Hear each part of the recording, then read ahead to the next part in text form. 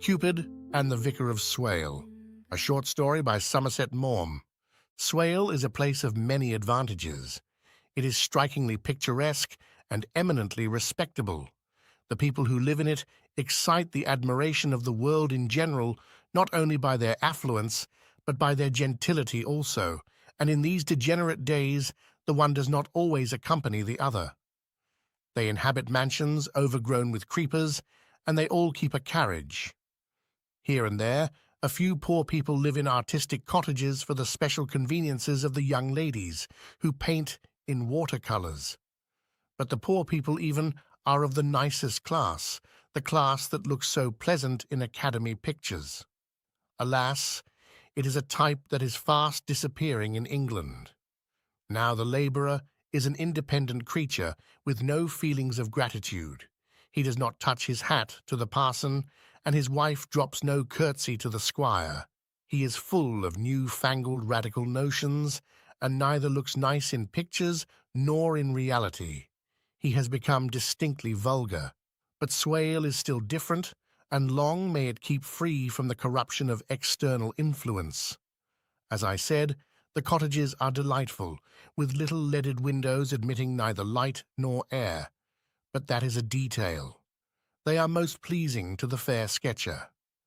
Honeysuckle and roses climb about the doorway, many of the roofs are thatched, and the whole appearance is exquisitely dilapidated. One landlord, in a thoughtless moment, decided to pull down those on his own estate and erect new ones with sanitary conveniences and all kinds of modern improvements. But an indignation meeting was held, and a deputation of ladies called upon him to protest against the desecration. Being quite a plebeian creature, the only person in Swale history whose breeding was not irreproachable, he would not listen to their arguments on abstract beauty, and they did not even convince him by showing that he would utterly ruin the type of good, honest English peasant. They appealed to his patriotism. The English countryman was the backbone of the British army, and how could he be expected to retain his native candour, his obedience and deference to his betters, if he were born and bred, not in a picturesque old cottage covered with honeysuckle, but in a new-fangled place with a bathroom? But fortunately, Mr. Simpson, the owner of the estate in question, was called to a world where it is to be hoped horrid radicals are in the minority, and his daughters were comparatively innocuous. The poor of Swale were left in peace and quietness to their own content, for they looked upon it as somehow a merciful dispensation of Providence that every winter their children should die of diphtheria or typhoid. For many centuries they had been used to look upon themselves as different beings from the gentry, and they were not going to begin now to give themselves airs. The gentry were the gentry. They were only common people whose part in life it was to minister to their betters' needs, and there was an end of it. It must be said that the richer inhabitants of Swale behaved very well in any calamity. They showered jellies and port wine and coals upon the indigent, and read the Bible to them for hours. Now, when the old Vicar of Swale departed the life which he had thoroughly enjoyed for hard upon 80 years, there was much perturbation in the parish over the choice of his successor. "We don't want somebody too strenuous," said Lady Proudfoot, the widow of Sir George Proudfoot, who had been given his K.C.B. after bungling some important affair in the colonies. Mrs. Strong was taking a cup of tea with Lady Proudfoot, while the latter's daughters were playing tennis. Mrs. Strong, having arrived perilously near the age of 40, had given up violent exercise. She thought it ugly enough for a young girl to get red in the face, but for a woman of her years, unpardonable. Besides, she did not take heat becomingly. In her youth, Mrs. Strong had been rather overpowering. Her 6 feet of height and her generally massive proportions made her seem almost mountainous, and when she gambled, she reminded one of a young elephant. but years had brought their chastening influence. She was still massive, but the effect now was magnificent. She was sedate, admirably self-possessed, a type of the British matron. The literary young ladies of Swale said she reminded them of Boadicea.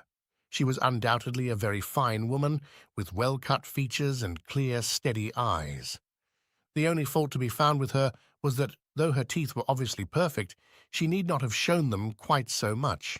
But as she was a very good-natured creature, with an uncommon sense of humour, her constant smiles may have been due to a cause other than vanity. "Of course," said Lady Proudfoot, "there are so many different sorts of clergymen." "Yes," replied Mrs. Strong, smiling. "There are the parsons who are Christians, the parsons who are gentlemen, and the parsons who are neither." "Well, the chief thing is that he should be a gentleman," said Lady Proudfoot. "If he's been to Oxford and taken his degree, he'll be quite Christian enough for us. It would certainly be terrible if we had an eager little man with a wife and a red nose." "To say nothing of 15 children, my dear," cried Lady Proudfoot. "And the wives that those sort of clergymen choose are too impossible. Heaven only knows where they find them. No, the fact is, Edith, that if we have a horrid creature who wants to reform everything, it will simply be the ruin of Swale. We get along very well as we are, and I'm certain that no one could find anything seriously wrong with us." "We go to church regularly, in the newest of bonnets," interrupted Mrs. Strong, "and when we call ourselves miserable sinners, we know it's merely a face and a parlour. If we have a vicar who wants to have mothers' meetings and bands of hope and all that rubbish, I really don't know what will become of us." "Yes," replied Mrs. Strong, with a drawl which might have been sarcastic, "as long as he can play tennis and behave decently at a dinner party, our souls can take care of themselves. Well, the living's worth 600 a year, and the house is in excellent condition, so I really think we ought to get someone nice."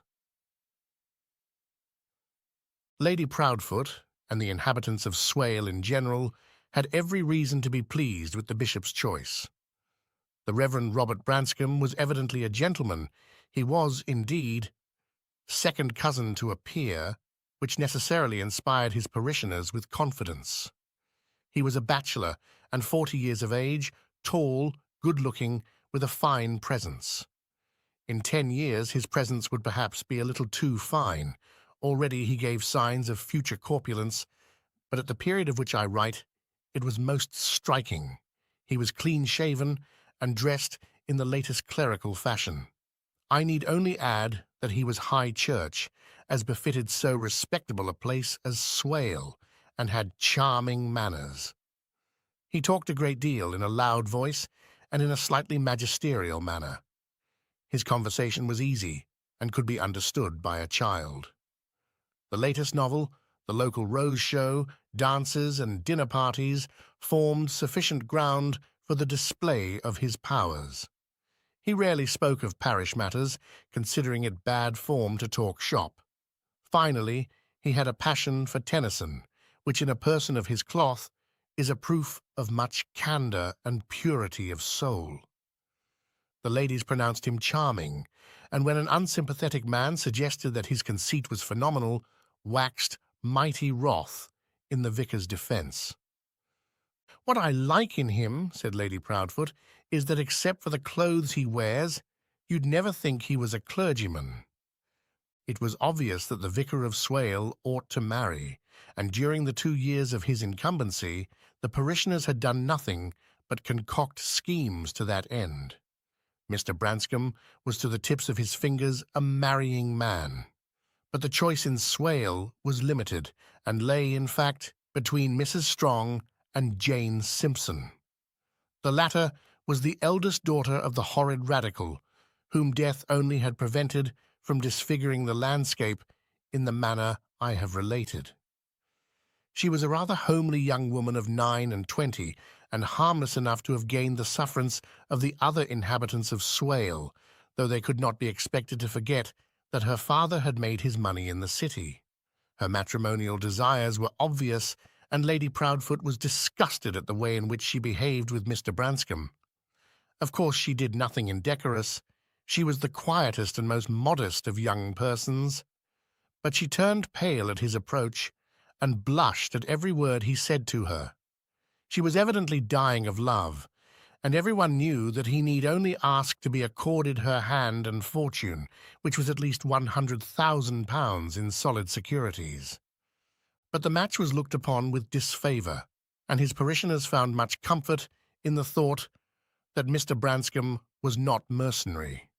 Yet though he would not marry Jane Simpson for her money, he was, after all, only human, and could not be expected to remain insensible to her evident adoration. The hopes of the ladies of Swale were centred entirely upon Mrs. Strong, whom the fates had not favoured only in looks.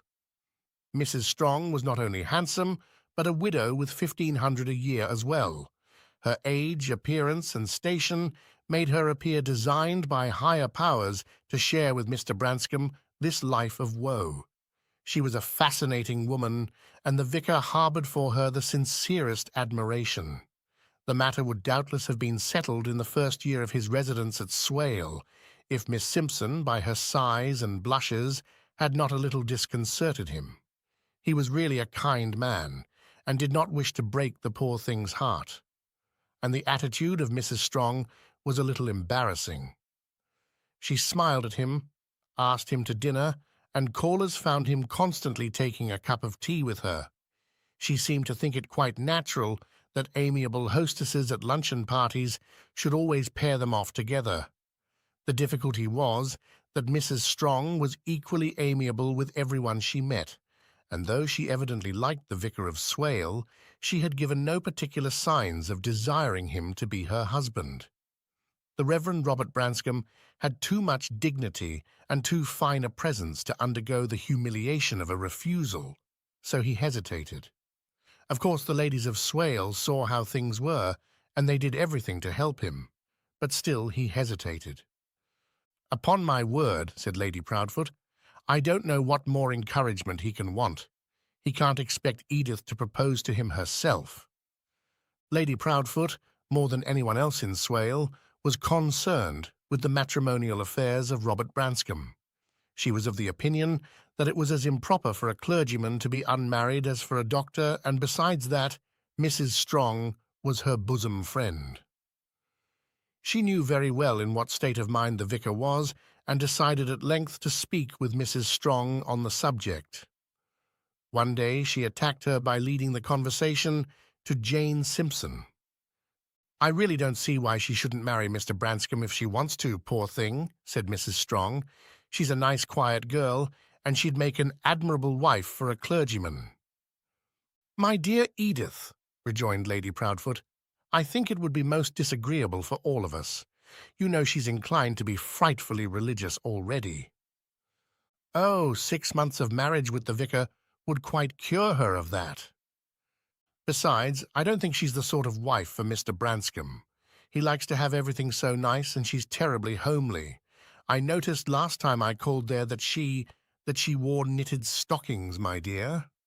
Mrs. Strong laughed, showing her beautiful teeth. "I dare say the poor girl's circulation is bad, and she has cold feet." "I have no patience with you, Edith," said Lady Proudfoot, abruptly coming to the point. "Can't you see that he wants to marry you?" Mrs. Strong was not at all disconcerted. "He has never said so." "I wish you would make up your mind. I think it's absurd for a woman like you, without any encumbrances, to remain unmarried." Mrs. Strong made no answer, and Lady Proudfoot added, "I wonder if you'd accept him if he proposed." "Has he commissioned you to find out?" "Not directly," said Lady Proudfoot. "I know he thinks you very charming." "I'm afraid I don't think him very courageous." "That sounds like encouragement." "It does a little," agreed Mrs. Strong, smiling. Lady Proudfoot rose to go and kissed her friend. "I dare say he'll come and see you tomorrow," she added. Mrs. Strong was not particularly anxious to get married. The Vicar of Swale was rather a pleasant man, and it was flattering to know that he wished to make her his wife. She wondered that he had not already become engaged to Jane Simpson. Anyhow, he might come. She had committed herself to nothing and would listen to what he had to say. Next day at 3 o'clock, the Reverend Robert Branscombe was shown into her boudoir. Mrs. Strong received him with her usual easy amiability, and his self-assurance did not desert him. There was nothing in their behavior to show that either was lovesick. So far as concerned the man, his presence was the only sign that Lady Proudfoot had delivered any message. His confidence slightly irritated Mrs. Strong. She wished he were a little less at ease. She offered him some tea, which he refused. Of course, she thought, he has too much humour to be sentimental with a cup of tea in his hand. Meanwhile, Mr. Branscombe talked of the weather. "It really is very hot," he said. "Everything in the vicarage garden is quite parched. You've not seen it since I altered the path on the west side, have you?" Mrs. Strong divined at once that he was leading the conversation to the vicarage in order to suggest that she should become its mistress. She took a malicious pleasure in veering away. Mr. Branscombe was very self-assured, and she felt it her duty to show him it was not so easy as he thought to win such a charming woman as herself. "Oh, yes," she replied. "Miss Simpson told me you'd been making alterations. I see they're rebuilding the lodge at Manor House." She plunged into a description of the operations. But Mr. Branscombe did not lose his self-possession. He conversed fluently of the lodge at Manor House. "It's a charming old place," he said, when the conversation of itself gave him the opportunity. "But of course I like nothing better than my own vicarage." He had brought his own house up again. Mrs. Strong commented upon the unoriginality of man, but with a beautiful smile, like a hair doubling, broke into an account of a delightful vicarage she had taken one summer at Blackstable. It was rather exciting to see Mr. Branscombe driving steadfastly to one point, while she did her best to keep away from it. But at last she was cornered. "Are you fond of vicarages?" he asked. The question was inane, but required an answer. "Passably." "How do you like mine?" he asked. Such an inquiry insisted on a civil answer. Of course it's charming. It amused her to know herself caught. "It would be 10 times more charming if you adorned it." He was distinctly clumsy. Mrs. Strong expected better things of clerical gentlemen of 40. "Would you put me in a niche in the wall, like an Italian saint?" "You willfully misunderstand me," he replied with a gently patronizing smile. "I'm so sorry," she murmured. He looked at her for one moment, and Mrs. Strong thought that his appearance was too impressive for anyone less than an archdeacon. "Lady Proudfoot sent for me yesterday," he said, "and she told me I might call upon you." "I didn't know you required permission to do that," she said with her frank smile, looking steadily at him without the least embarrassment. He was not embarrassed either. He smiled back upon her benignly. "Will you share my vicarage with me, Mrs. Strong?" He had evidently made up his mind beforehand how to express himself, and he could not allow the accidents of social chatter to disturb his ordered course. "I've come here today," he added, raising his voice a little and speaking with the same solemnity as he used in church on Sundays. "I have come here today to ask you to become my wife." Mrs. Strong looked down. After what Lady Proudfoot had told him, it would be ridiculous to seem surprised. She was not certain that so matter-of-fact a proposal pleased her. Notwithstanding her massive proportions, she had a certain tenderness for sentiment, and she would have liked him to hesitate bashfully. A spark of poetry would not have been out of place, nor even some indication of suppressed passion. His certainty of success in the suit was irritating. She felt inclined to refuse him to see how he would take it. "I feel very much flattered, Mr. Branscombe," she said slowly, to gain time. "Won't you call me Robert?" he said, patting her hand. Mrs. Strong looked up quickly, and bending over, The clergyman kissed her on the cheek. "I thank you with all my heart," he said. "I will endeavour to perform my duty to you as a Christian husband." Mrs. Strong was surprised. He evidently was under the impression that she had accepted him, and she was still considering whether she should or not.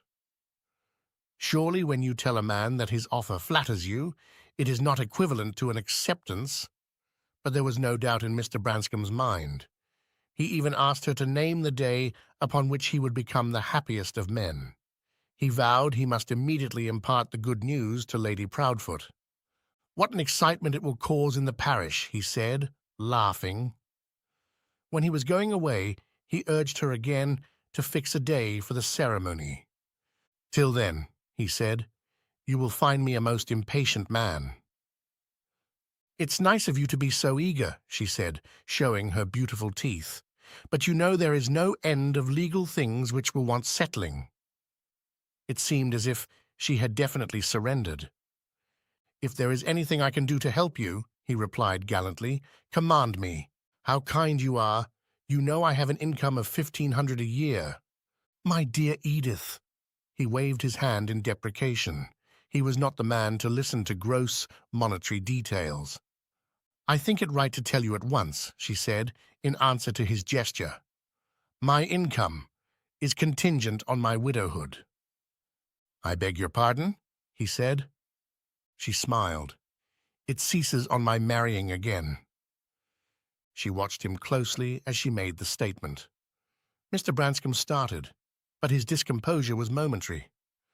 "My dear Edith," he said, "you will be more precious to me with the thought that I alone am providing for you. If I have hesitated to ask you to become my wife, it was because your greater income might have cast suspicion on the purity of my motives." He kissed her gravely on the forehead and went away. "I wonder," said Mrs. Strong, "how he'll get out of it." Next day, Mr. Branscombe came to luncheon. He advanced to Mrs. Strong solemnly and kissed her forehead. He was not a very ardent lover. "Did you pass a good night?" he asked. "Oh, yes," she replied, smiling. "I always do." "Ah!" He paused, and then, with a slight effort, broke into ecstasies with the view from Mrs. Strong's windows. "I can never be sufficiently grateful to you for abandoning all this for my humble vicarage." "I'm not cynical," said Mrs. Strong. "I believe in love in a cottage." "Ah, well, it has its disadvantages." Mrs. Strong had never realized before that her fiancé's conversation was sometimes painfully obvious. They went into luncheon, and the presence of the butler confined them to commonplaces. But Mrs. Strong was in high spirits. She saw that Mr. Branscombe was somewhat embarrassed. She had never seen him in such a condition before, and it delighted her. "You know," he said, when they returned to the drawing-room, "life will be very different for you as chatelaine of Swale Vicarage. I'm afraid we shall not be able to afford a carriage." "Oh, a pony cart fulfills all my aspirations."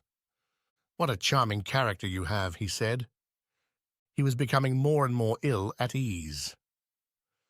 Mrs. Strong's humorous eyes were upon him, and he was afraid of looking foolish. He made an effort to be gallant. "I've never seen anyone with such beautiful hair as you have," he said.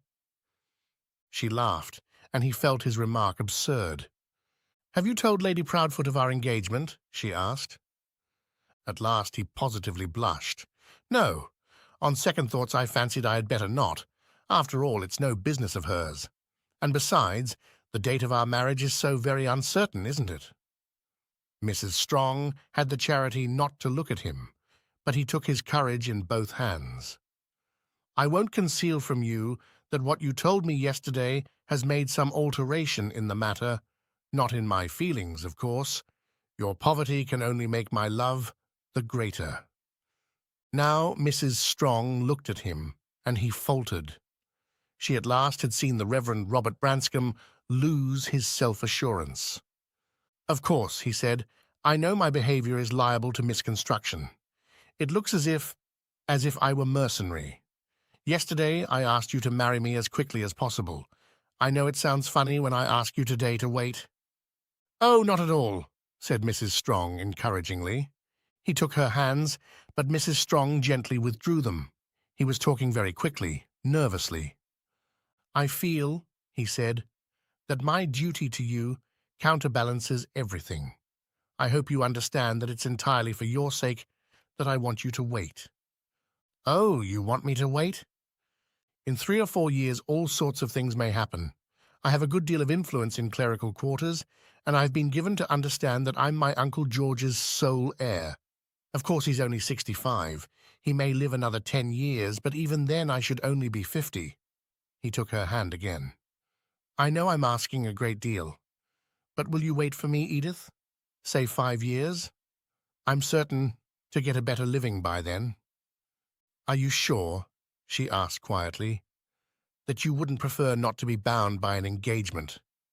As you suggest, so much may happen in 5 years." "Oh, Edith, surely you have not so poor an opinion of me as to suppose me capable of breaking off our engagement because, you know, Robert, you are a young man, and in 10 years you'll only be 50, but I shall be 52, and you have a great future before you. I'm sure you'll end up as a bishop. A man of your caliber is wasted on a little country parish. I don't feel myself justified in hampering you. I should be contemptible if I asked you to give me back my word." The Vicar of Swale was genuinely disturbed. He was a gentleman, and he could not stoop to a discreditable action. "But it is I who ask you, Robert. I do not feel myself justified in standing in your way. It is no sacrifice to me when I think of your future."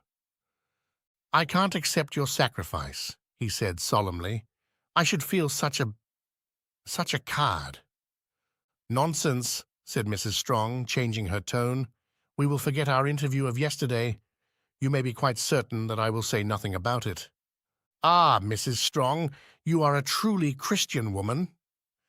The Vicar of Swale was humbled, but Mrs. Strong was a woman, and she could not let him go without a small revenge. "I hope," she murmured with a smile as she shook his hand, "I hope I haven't made you feel very ridiculous. I really haven't tried to." Next morning, Lady Proudfoot rushed into Mrs. Strong's drawing-room. "Oh, Edith, what have you done?" "Good heavens, what's the matter?" "I've just had a letter from Mr. Branscombe, and he tells me—" "What?" Surely the Vicar of Swale had not betrayed their secret. "He tells me that he's engaged to Jane Simpson." Mrs. Strong did not move a muscle. "Oh, is that all?" she said. "I knew he meant to propose to her. He came to see me 2 days ago, and I told him she'd make a pattern wife." "But he wanted to propose to you?" "Oh, dear, no. You're completely mistaken," she replied calmly. "He thinks I'm really too low church." She smiled her most fascinating smile. "You certainly have got beautiful teeth," said Lady Proudfoot, rather sourly.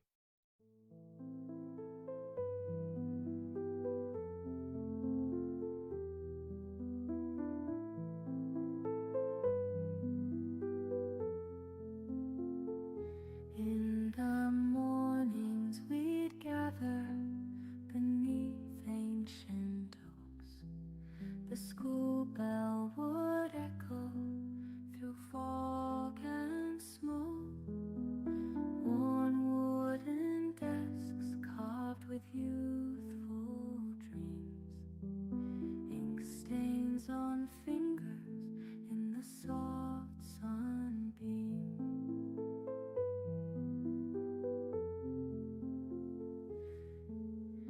Teachers with patience and wisdom so deep. In lessons of history, our young minds they'd keep. Maps of the world on the walls we would see. In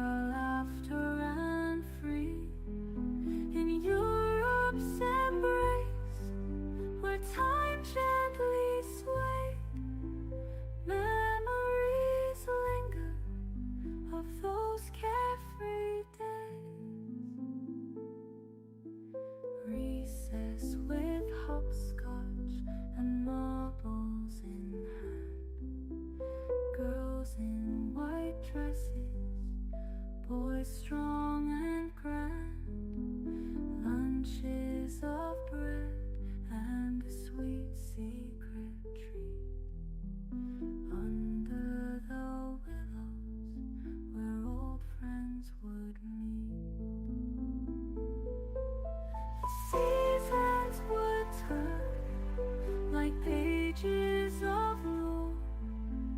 Winters were harsh, yet with warmth we didn't blow. Summers like gold, with fields to explore. In our old schoolhouse, and life's very cold. Oh, the old school days, they whisper to me on cobblestone roads where our laughter ran free. In Europe's embrace, where time gently swayed, memories linger of those carefree days.